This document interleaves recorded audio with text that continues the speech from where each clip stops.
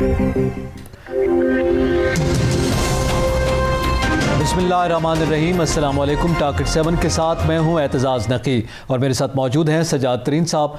आज के प्रोग्राम में हम सबसे पहले जिक्र करेंगे वज़ीर आज़म ने आज दौरा किया है लसबेला का और कराची का, और उन्होंने गुफ्तगू की है ख़ुसूसन जो इस वक्त क्लाइमेट चेंज है और फिर जो जंगलात लगाए जा रहे हैं उस हवाले से, शजरकारी मुहिम के हवाले से उन्होंने जिक्र किया, इसका भी जिक्र करेंगे। इसके साथ साथ शेख रशीद साहब ने आज गुफ्तगू की है, एक तो मुहर्रमुल हराम के हवाले से जो इक़दामात हैं उनका उन्होंने जिक्र किया। इसके साथ साथ उन्होंने आज जिक्र किया कि अफ़गान सफ़ीर की बेटी का जो मामला गुज़िश्ता कई दिनों से चल रहा है उस हवाले से उन्हें अफ़गान हुकूमत से कुछ शिकायत की है उनके अदम ताउन के हवाले से, उसका भी जिक्र करेंगे। इसके साथ साथ हम बात करेंगे बिलावल भुट्टो ज़रदारी ने भी आज गुफ्तगू की है और उन्होंने कहा है कि वो इंतखाबात की तैयारी कर रहे हैं और किसी भी लम्हे जो है वो इंतखाबात हो सकते हैं, तो इस पर भी बात करेंगे। फिर साथ साथ NDMA बिलखसूस जो PDM के हवाले से बात हम कर रहे थे, तो PDM का जो मामला है गुज़िश्ता कई दिनों से ठंडा था और कोई ज़्यादा मीटिंग्स नहीं हो रहे थे, तो वो खासी मुतहर्रिक हैं। मौलाना फजलुर रहमान ने गुज़िश्ता दिनों मुख्तलिफ हवालों से गुफ्तगू की है। आइंदा रोज़ इसका इजलास होने जा रहा है, उससे पहले पाकिस्तान से भी एक नून का इजलास जो है वो होने जा रहा है, उस पर भी बात करेंगे। और इसके साथ साथ NCOC ने कुछ अहम फैसले किए हैं मुहर्रमुल हराम के हवाले से और जो मौजूदा कोरोना की लहर है इस हवाले से जो खुसूसी हिदायत जारी की हैं उसका भी जिक्र करेंगे। शातरीन साहब, सबसे पहले तो वज़ीर आज़म ने आज गुफ्तगू की है। अच्छा, हमारे वज़ीर आज़म कराची का भी दौरा किया, लसबेला का भी दौरा किया है। वो क्लाइमेट चेंज के हवाले से, शजरकारी मुहिम के हवाले से आपको पता है पहले दिन से बहुत ज़्यादा इस पे ज़ोर दे रहे हैं और शजरकारी मुहिम को ज़ाहिर है वो कह रहे हैं कि हमारा एक बड़ा करम है, पाकिस्तान इसमें सबसे आगे बढ़ रहा है। तो आज भी उन्होंने ये गुफ्तगू की है। मौजूदा सूरत हाल में जब दुनिया ग्लोबल वार्मिंग की जानिब जा रही है उसमें शजरकारी के हवाले से हमारे वज़ीर आज़म की इस काविश का जो जिक्र है, आप उस हवाले से क्या कहेंगे? देखिए, मैं आपको अर्ज़ करूँ कि प्राइम मिनिस्टर इमरान खान जब से इक़्तिदार में आए हैं ना, वो दरख्त लगाने पे मुसलसल ज़ोर दे रहे हैं और अपनी हर तकरीब में ये कहते हैं। गुज़िश्ता दिनों भी उन्होंने ये कहा कि लाहौर के जो दरख्त थे वो काट दिए गए और जितनी ग्रीन बेल्ट्स थी वहाँ पर सारे के प्लाजे बन गए और बिल्डिंगें खड़ी हो गई और कंक्रीट का शहर बन गया। आप देखें, मतलब ये इस्लामाबाद जो है ये आज से 30 साल पहले जो इस्लामाबाद जिस किस्म का था वैसा नहीं रहा। हर तरफ बड़ी बड़ी बिल्डिंगें बन गई हैं और ऐसे लगता है कि हम कंक्रीट की शहर आबाद करते जा रहे हैं और बहुत सारे दरख्त जो हैं वो काटे जा रहे हैं। इस्लामाबाद में तो बहुत ज़्यादा दरख्त लगाए भी गए, लेकिन पिछले अदवार में जब 2-3 बड़ी यहाँ सड़कें बनी, 9th एवेन्यू, 7th एवेन्यू, उस वक्त दरख्त काटे गए। बाकी शहरों में तो बहुत ज़्यादा ऐसे हुआ है, ख़ास तौर पर कराची को देखने, लाहौर को, फैसलाबाद, मुल्तान, ये बड़े हमारे शहर जो हैं। तो प्राइम मिनिस्टर इमरान खान जो हैं वो जब से इक़्तिदार में हैं उनकी यही कोशिश है कि ज़्यादा से ज़्यादा शजरकारी मुहिम को कामयाब बनाया जाए। बिलियन ट्री का उनका मंसूबा था उनकी और दुनिया ने इसको सराहा। गुज़िश्ता रोज़ भी मेवाकी जो एक दरख्त का नाम है उन्होंने लगाए, उसका विज़िट किया लाहौर में, उस पर भी बड़ा उन्होंने अप्रिशिएट किया मुतल्लिका हुकाम को कि एक बड़ा जंगल जो है वो वहाँ पे लगाया गया। हाँ, वो उसकी वजह ये है कि अगर हम दरख्त नहीं लगाएंगे तो आने वाले अगले 8-10 साल में, 20 साल में हमारे लिए बहुत मुश्किल हो जाएगा यहाँ रहना। और दुनिया वैसे भी आपको पता है तब्दील हो रही है, मौसम तब्दील हो रहे हैं, क्लाइमेट चेंज है, उसकी वजह से फिर हमारे जितने ग्लेशियर हैं वो सारे पिघलते जा रहे हैं। तो ये सारे मसाइल को सामने रखते हुए प्राइम मिनिस्टर इमरान खान जो है वो पूरी कौम पर ये ज़ोर दे रहे हैं कि शजरकारी मुहिम को कामयाब बनाया जाए, दरख्त ज़्यादा से ज़्यादा लगाए जाएं। और मैं समझता हूँ कि दरख्त जो है वो तो एक, मतलब आप इस दुनिया में नहीं भी हैं, आप एक दरख्त लगा गए हैं और जब तक वो दरख्त है आपको उसका सवाब भी मिलता रहेगा, एक सदका जारी है आपके लिए। तो ये मैं समझता हूँ एक बहुत अच्छी कोशिश है हुकूमत की। लेकिन हुकूमत के साथ साथ, हुकूमती इदारों के साथ साथ जो हमारे अवाम हैं उनको भी इसमें भरपूर शिरकत करनी चाहिए। जैसे स्कूल के बच्चों को लगाया जा रहा है और यूनिवर्सिटी के और दूसरे तालीमी इदारों के, मैं समझता हूँ खुद अवाम भी जो है ना वो भी कम अज़ कम इसमें भरपूर शिरकत करे ताकि इसको कामयाब बनाया जाए। और अपने मुल्क के जो इतनी तपश है, गर्मियों में जो इतने मसाइल पैदा हो रहे हैं, मौसम की तब्दीली के बहुत असरात पड़ रहे हैं, तो वो असरात ऐसा ऐसा आगे बढ़ेंगे और ज़्यादा बढ़ेंगे। फिर हमारी फसलें हैं उन पर मसाइल होंगे। तो मैं ये समझता हूँ कि ये प्राइम मिनिस्टर इमरान खान जो हैं उनकी एक कोशिश है कि पाकिस्तान को आज से कोई جیسے وہ کہتے ہیں کہ جو 60s کا پاکستان تھا، 70s کا پاکستان تھا، اس طرح کا مطلب بہت درخت جنگلات کے حوالے سے، لیکن مطلب دوسری طرف ہماری آبادی بھی بہت تیزی سے بڑھ رہی ہے اور اس کو کنٹرول کرنے کے لیے ابھی تک کوئی جامع منصوبہ بندی نہیں آئی ہے. ظاہر ہے جب آبادی بڑھتی ہے پھر ہاؤسنگ کے سیکٹر کا جو ہے نا وہ پھیلاؤ پڑتا ہے. ہاؤسنگ کے لیے پھر یقیناً پھر زمین بھی ضرورت ہے اور درخت کاٹے جاتے ہیں. تو اس کا بھی کچھ ساتھ ساتھ جو ہے نا متبادل کے طور پر کوئی انتظام کیا جائے، جیسے میرا گھر اسکیم ہے اور بہت ساری نیا پاکستان، بلکہ ہائی رائز بلڈنگ کی وہ بات کرتے ہیں، وہ بھی ہونا چاہیے. پھر یہ کچی آبادیوں کے اسلام آباد میں بھی پرائم منسٹر نے ایک منصوبہ دیا تھا کہ کچی آبادیوں کے جو ارد گرد جو نالے ہیں جن پر کچی آبادیاں بنی ہیں ان کے ارد گرد کچھ چائنیز سے وہ ٹیکنالوجی منگوا رہے تھے کہ وہ 4 فلور 5 فلور کی وہاں بلڈنگ بنائی جائے. وہاں لوگوں کی ایک تو سہولیات ان کی رہائش کی اچھی ہو جائیں گی، بہتر سہولیات ہو جائیں گی. دوسرا وہ جو ہے نا جو ایک مطلب نالوں کے اوپر قبضہ اور اس طرح کی جو صورتحال ہے وہ ختم ہو جائے گی اور ایک ڈسپلن میں چیزیں آ جائیں گی. اس سے یہ ہے کہ شجرکاری مہم، درخت لگانے والی مہم جو ہے وہ اس کو اور مطلب زیادہ سے زیادہ ملے گی، جگہ ملے گی. اچھا، اس میں ظاہر ہے گزشتہ روز UN کی ایک رپورٹ بھی آئی ہے اور انہوں نے بڑی خطرناک صورتحال سے آگاہ کیا. انہوں نے یہ ذکر کیا کہ 2030 تک دنیا کا درجہ حرارت جو ہے وہ 1.5 ڈگری تک بڑھ جائے گا. 1.5 ڈگری بڑھنے کا مطلب یہ ہے کہ درجہ حرارت میں ایک شدید اضافہ جو ہے وہ آنے والا ہے. یہ ان کا ایک ظاہر ہے ریسرچ کے بعد ایک سروے جو ہے وہ سامنے آیا. اچھا، پھر اس کے ساتھ ساتھ اس وقت جب ہم یہ بات کر رہے ہیں تو وزیر اعظم بلوچستان میں لسبیلا میں وہ بات کر رہے ہیں. پھر سمندر کے اندر بھی کچھ درختوں کے حوالے سے انہوں نے آج ذکر کیا کہ وہ ہمارے پاس خدا کی طرف سے ایک نعمت ہے، وہ موجود ہے. تو سیاحت کا شعبہ بھی ترقی کر سکتا ہے اور سیاحت کا شعبہ ہماری معیشت میں بڑا اہم کردار ادا کر سکتا ہے. دیکھیں، میں آپ کو عرض کروں، یہ جو آلودگی ہے نا، یہ آلودگی بھی ہمارے ماحول کو بہت خراب کر رہی ہے.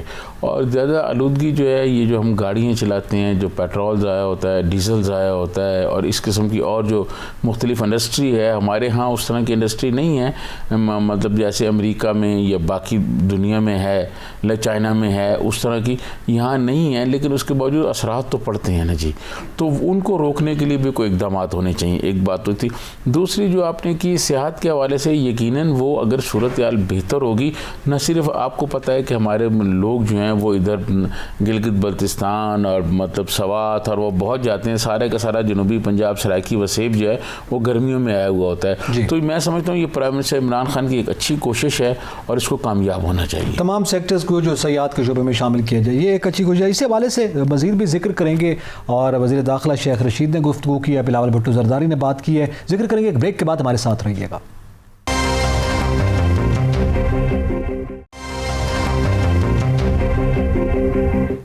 ویلکم بیک ناظرین. ذکر کریں گے شیخ رشید صاحب کی گفتگو کا. ناظرین صاحب، شیخ رشید صاحب نے ایک تو ہماری ظاہر وزیر داخلہ ہیں اور داخلی صورتحال کا ذکر کیا ہے اور وہ یہ کہہ رہے ہیں کہ 2 نمبر شناختی کارڈ والوں کے حوالے سے بھی محرم الحرام میں سپیز پر عمل درآمد اور پھر فول پروف سیکیورٹی کا بھی انہوں نے ذکر کیا. سارون نے شکایت کی کہ افغان سفیر کی بیٹی کا معاملہ آپ کو پتہ ہے وہ چل رہا ہے، اس پہ انویسٹیگیشن چل رہی ہے. وزیر اعظم بھی اس پہ بیان دے چکے ہیں. وہ یہ کہہ رہے ہیں کہ افغان حکومت اس میں تعاون نہیں کر رہی. آج وہ باقاعدہ بولے ہیں، پریس کانفرنس میں آ کے اس کی شکایت کر رہے ہیں. دیکھیں، میں آپ کو عرض کروں کہ ہم نے افغانستان کے لیے، میں نے گزشتہ پروگرام میں بھی یہ کہا تھا، بڑی قربانیاں دی ہیں، لیکن افغان حکومت نہ جانے کیوں ہمارے دشمنوں کے ہاتھوں میں کھیل رہی ہے. ایک انہوں نے پہلے یہ پلان کیا کہ جی ہماری بیٹی پہ تشدد ہوا، اغوا ہوا، یہ وہ من گھڑت سٹوریاں سنائیں. اس پر وزیر داخلہ سامنے آئے. شیخ رشید صاحب پر ہم بہت تنقید کرتے رہتے ہیں ان کی پالیسیوں پر، لیکن اس معاملے میں انہوں نے بہت زبردست کام کیا. وہ فوراً آئے اور انہوں نے آ کے بتایا جو بھی انویسٹیگیشن ہوئی کہ جناب یہ اس طرح آئی ہیں، کوئی مطلب جو ہے نا کوئی آن لائن جو گاڑیاں ملتی ہیں، ٹیکسیاں ملتی ہیں، اس پہ نہیں ہو، یہ پرائیویٹ ٹیکسی پہ گئی ہیں، 4 ٹیکسیاں کرائیں. ساری تفصیلات بتائی اور انہوں نے یہ بھی کہا. اگر آپ مجھے اجازت دیں تو ہمارے ساتھ لائن پر موجود ہیں مسلم لیگ نون کے معروف رہنما، ذرا PDM کے حوالے سے بات کر لیتے ہیں پہلے، اس کے بعد پھر آگے بڑھتے ہیں. جناب طارق فضل چودھری صاحب ہمارے ساتھ لائن پر موجود ہیں. بہت شکریہ چودھری صاحب وقت دینے کا. سر یہ بتائیے گا کہ آئندہ روز PDM کا اجلاس ہے، اس سے پہلے مسلم لیگ نون کا ظاہر اجلاس ہوگا، کیا حکمت عملی طے ہونے جا رہی ہے؟ چودھری صاحب میری آواز سن رہے ہیں؟ جی آواز ابھی کٹ رہی ہے. جی اب آواز ٹھیک آ رہی ہے آپ تک؟ جی اب آ رہی ہے. اچھا یہ فرمائیے گا کل PDM کا اجلاس. جی چودھری صاحب میری آواز اگر ٹھیک آ رہی ہے تو میں سوال دہرا دیتا ہوں. یہ ہے کہ PDM کا آئندہ روز کا اجلاس ہے، مسلم لیگ نون جو ہے اس سے پہلے ظاہر ہے وہ بیٹھک کرے گی، تو کیا صورتحال بننے جا رہی ہے؟ آئندہ کا کیا ایجنڈا ہے؟ دیکھیں آپ کو میری آواز آ رہی ہے؟ جی جی آ رہی ہے. دیکھیں پی ڈی ایم جس مقصد کے لیے مارز وجود میں آئی تھی اس نے اپنی ایک آئینی اور ایک جمہوری جدوجہد جو ہے وہ جاری رکھی ہے، اور اس میں جو ایک میں سمجھتا ہوں کہ ایک ناخوشگوار جو صورتحال پیدا ہوئی وہ پاکستان پیپلز پارٹی کی ایک طرح سے علیحدگی تھی پی ڈی ایم سے. وہ اگر نہ اس وقت آتی تو پی ڈی ایم جو ہے وہ کافی حد تک اپنے مقاصد حاصل کرنے میں کامیاب ہونے کے بالکل قریب تھا. اور پی ڈی ایم چونکہ 11 سیاسی جماعتوں کا مجموعہ ہے تو پاکستان پیپلز پارٹی اور اے این پی جو کہ فی الحال پی ڈی ایم کا حصہ نہیں ہے، ان کے بغیر بھی پی ڈی ایم کا وجود قائم ہے. اور پی ڈی ایم کا جو مقصد تھا کہ ملک میں ایک آئینی اور قانونی اور جمہوری جدوجہد جس کے نتیجے میں آزاد، صاف اور شفاف انتخابات کو ممکن بنانا، 2018 میں جو دھاندلی ہوئی اسے بے نقاب کرنا اور انشور کرنا کہ آئندہ کسی بھی الیکشن میں اس طرح کے متنازع انتخابات نہ ہوں. اور اس گورنمنٹ نے جس طرح عوام کا جینا دوبر کیا ہوا ہے اور مسائل میں مسلسل اضافے کا سبب بن رہے ہیں، ان کی آپ یہ کہیں کہ آواز اٹھانی پارلیمنٹ میں بھی، پارلیمنٹ کے باہر بھی، ڈاکٹر صاحب عوام کی مدد اور تائید سے جلد از جلد اس حکومت سے پیچھے چھڑانا، یہ مقصد تھا پی ڈی ایم کا، جس کے لیے ڈاکٹر صاحب آج بلاول بھٹو زرداری نے پریس کانفرنس میں پھر پی ڈی ایم کو یہ پیشکش کی ہے کہ اس حکومت سے نجات اگر حاصل کرنی ہے تو پنجاب میں اور مرکز میں عدم اعتماد لائی جائے. کیا اس حوالے سے کل کو بات ہو سکتی ہے؟ دیکھیں عدم اعتماد میں نے سب سے پہلے جو بات کی ہے کہ پی ڈی ایم ایک آئینی اور جمہوری جدوجہد کا نام ہے، اور تحریک عدم اعتماد یہ آئینی اور جمہوری جو جدوجہد ہے اس کا حصہ ہوتی ہے. تحریک عدم اعتماد لانا کسی بھی حکومت کے خلاف یہ ایک پولیٹیکل آپشن ہے، یہ ایک ڈیموکریٹک آپشن ہے، اور اس کے اوپر اس سے پہلے بھی پی ڈی ایم کے جو اجلاس ہیں ان میں غور ہوتا رہا ہے، اور کل بھی عین ممکن ہے کہ یہ بھی جو آئندہ آنے والی حکمت عملی ہے اس میں اس آپشن کے اوپر بھی غور و خوض ہو. ٹھیک ہے. اچھا اس کے ساتھ ساتھ اس آپشن پہ اگر غور و خوض ہو سکتا ہے تو چونکہ آج جیسے ابھی حوالہ دیا گیا بلاول بھٹو تو بار بار یہ بات کر رہے ہیں کہ جلد انتخابات ہونے والے ہیں، ہم اس کی تیاری کر رہے ہیں. کیا پی ڈی ایم بھی اسی ایجنڈے پر آگے جائے گی؟ کافی دنوں سے جو ایک ایسے فیل ہو رہا تھا کہ غیر متحرک ہے، کیا پھر سے دھرنے، جلد سے جلوس، احتجاج کا سلسلہ بھی شروع ہو سکتا ہے؟ دیکھیں یہ بھی میں آپ کو اجلاس سے پہلے قبل از وقت تو نہیں کہہ سکتا. تو اس کی وجہ یہ ہے کہ تمام سیاسی جماعتوں نے جو پی ڈی ایم کا حصہ ہیں انہوں نے مل بیٹھ کے آئندہ کی حکمت عملی طے کرنی ہے، پوری کی پوری اسٹریٹجی بنانی ہے، اور کس طرح اپنی جدوجہد کو، ایک عوامی جدوجہد کو، ایک تحریک کو آگے لے کے چلنا ہے. اس سلسلے میں یقیناً احتجاج اور عوامی جلسے اس سے پہلے بھی آپ نے دیکھا کہ بڑے کامیاب پروگرام اور بڑے کامیاب احتجاج جو ہیں وہ پی ڈی ایم کے پلیٹ فارم سے منعقد ہوتے رہے ہیں. تو یہ ممکن ہے کہ یہ اسٹریٹجی دوبارہ جو ہے وہ سامنے آئے، لیکن میں پھر یہ بات کہوں گا کہ یہ جدوجہد جو ہے یہ تمام جماعتیں مل کے اس کا فیصلہ کریں گی. اچھا تو کل مریم نواز صاحبہ تو شرکت نہیں کر رہی پی ڈی ایم کے اجلاس میں، یہ آئیں گی؟ یہ مریم نواز صاحبہ کیونکہ ان کا کورونا ٹیسٹ جو ہے وہ پازیٹیو آیا تھا اور ان کی صحت جو ہے اس حوالے سے ٹھیک نہیں تھی، اللہ تعالیٰ کو جلد صحتیاب فرمائیں. تو میرے علم کے مطابق اپنی اس بیماری کی وجہ سے کل وہ اجلاس میں نہیں ہوں. تو میاں صاحب ویڈیو لنک سے کوئی خطاب کریں گے؟ اس بات کے کوئی امکانات ہیں؟ جی میاں رشید صاحب جی ظاہر ہے اس سے پہلے جتنے بھی سربراہ اجلاس ہوئے ہیں اس میں ویڈیو لنک کے ذریعے شامل ہوتے رہے ہیں، تو انشاءاللہ کل بھی وہ ویڈیو لنک کے ذریعے اس اجلاس میں شامل ہوں گے انشاءاللہ. بہت شکریہ طارق فتح چودھری صاحب، اپنا قیمتی وقت دیا اور ہم سے گفتگو کی. ناظرین یہاں پہ وقت ہوا ہے ایک بریک کا، ہمارے ساتھ رہیے گا.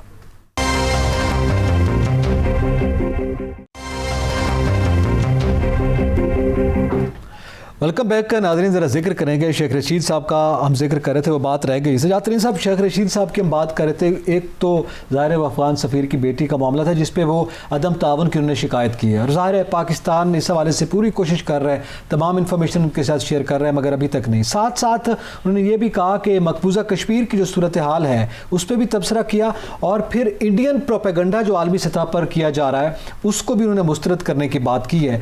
تو آج انہوں نے یہ انکشاف کیا ہے یا اس کو ہم کہہ سکتے ہیں کہ انہوں نے دوبارہ اس بات کو دہرایا کہ یہ سب پلان کا حصہ ہے جو انڈیا کی جانب سے اچھالی جا رہی ہے باتیں؟ دیکھیں میں آپ کو عرض کروں کہ انڈیا ہمارا دشمن ہے، اس میں تو کوئی دو رائے نہیں ہے نا، اور دشمن ہمیشہ اس طاق میں بیٹھا رہتا ہے کہ کوئی نہ کوئی وہ نقصان پہنچائے۔ آج کل آپ کو پتہ ہے میڈیا وار ہے اور وہ پھر شروع ہو جاتا ہے، بین الاقوامی دنیا میں ان کے لوگ بیٹھے ہوئے ہیں، ان کی لابی بہت مضبوط ہے، انٹرنیشنل میڈیا میں ان کے لوگ بیٹھے ہوئے ہیں، انڈینز بیٹھے ہوئے ہیں، اور وہ پھر شروع ہو جاتے ہیں۔